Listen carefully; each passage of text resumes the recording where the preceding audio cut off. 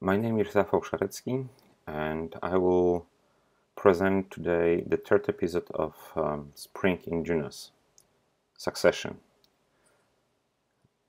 The network today runs the MPLS protocol. The basic one is LDP, which provides the LSP on the shortest path from source to destination.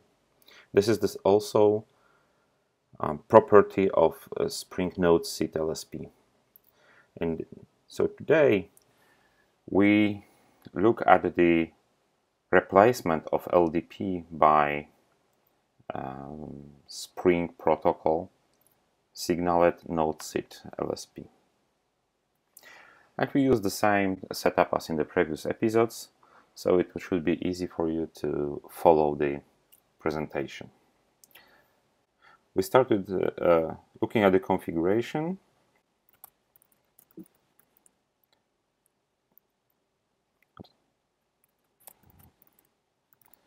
And we can see that there are routers, all R2, R3, 4, 5, 6, and 7 with the LDP LSPs. And then we can also look at the routing table, VPN routing table. In our reference VPN, we have 3 destinations as usual.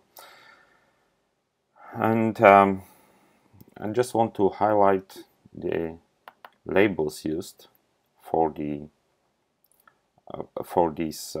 LSPs.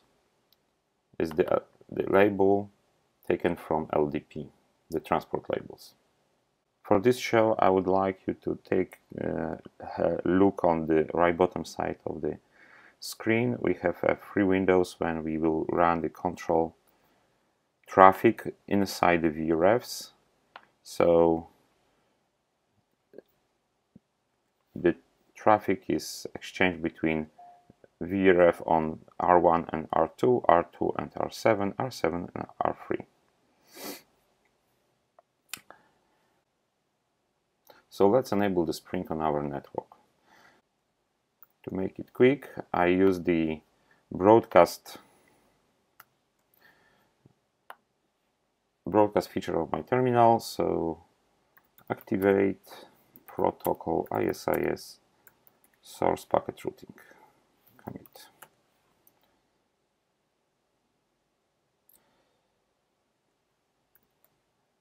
With that, I would expect that the Spring LSP will appear. So let's have a look on the routing table, INET3, and indeed we can see the Spring LSPs, and they are less preferred than LDP. So our traffic stays on LDP. We can see it here. You can see it here. The label used by MPLS traffic, VPN traffic, is the LDP label.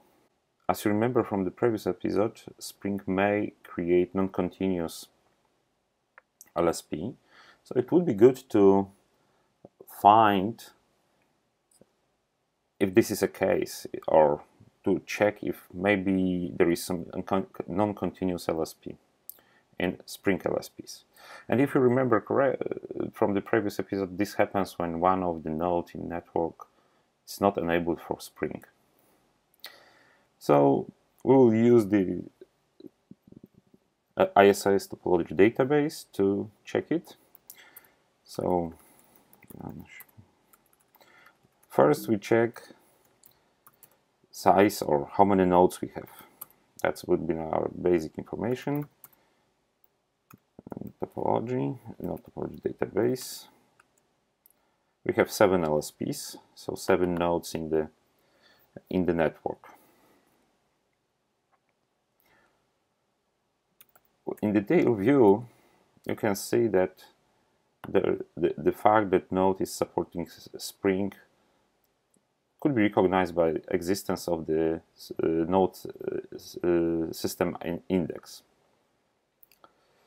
Okay, so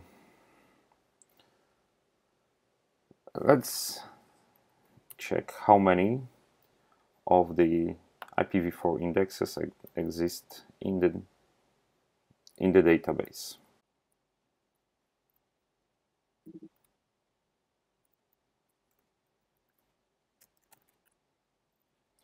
There is a 6 LSP in the database with index and 7 nodes in the network. That's not a good sign. We have to find which one it's not enabled and what we can do about it. So I will jump to the Unix shell just to have a little bit more powerful grep command. Start shell, and here from shell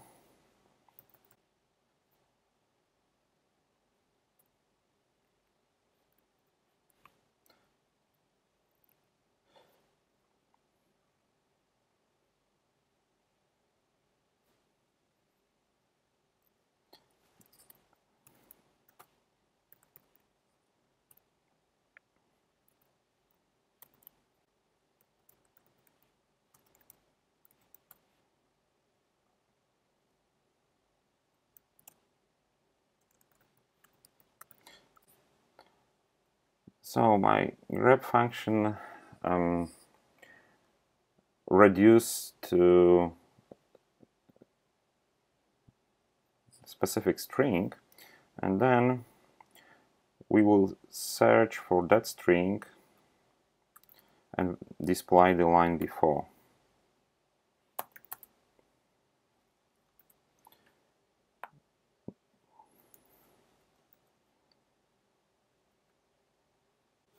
And here it is.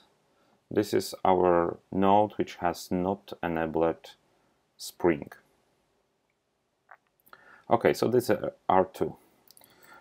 We return to the regular JUNOS shell, and we accept the fact that R1 is not enabled for Spring, maybe because it doesn't support it, maybe for other reason. It's time to enable Spring. So again, I will use the property of my terminal to send the command everywhere. Activate protocol IS source packet routing. Commit.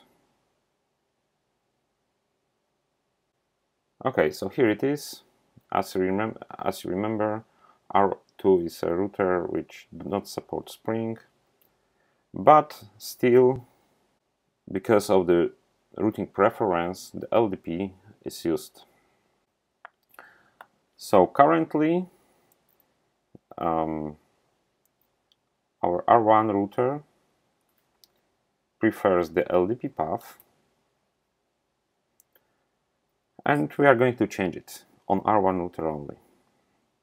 So we set protocol LDP preference to 20, value worse than held by Spring.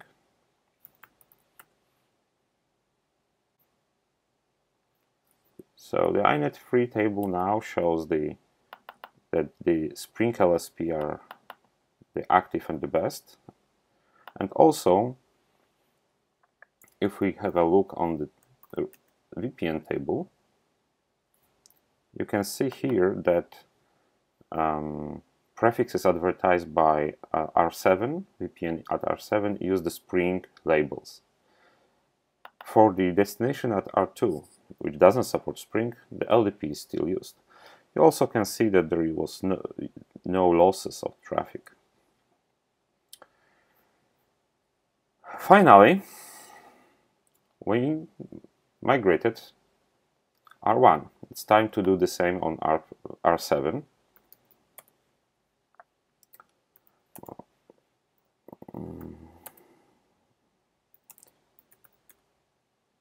Preference 20. This change is also not impact our background traffic, very smooth. And we can see here, show route table A, that R1 is reachable through the label known from Spring, while R2 VPN on R2 through the LDP. So we can make a conclusion that non-disruptive migration from the LDP to node seed Spring is absolutely possible. It could be done node by node. And even more, non-Spring capable devices like R2 in our example can keep using LDP. Of course, to support these non-Spring capable devices, LDP has to be enabled and running on all other PEs, on all network.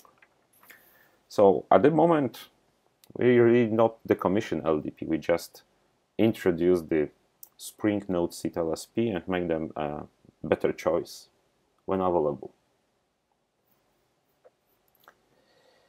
So when time comes, as it comes now, it may happen that our R2 router become Spring capable after upgrade or replacement for the new one. Set protocol. So we enable the Spring here.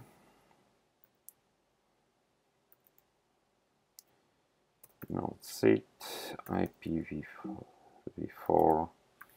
value 2. Right.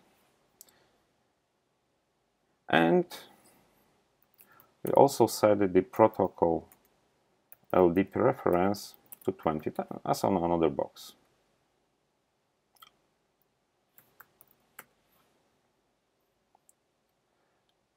Quick check on the R7. Now both destination VPN on R2 and R1 are reachable through the labels coming from the Spring. With that, we are ready to turn down the LDP on entire network. So I will use the broadcast feature of my terminal, deactivate protocol LDP, commit.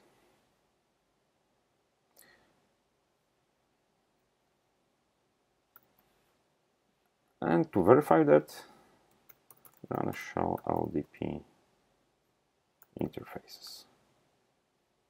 LDP is not running on R7. It's also not running on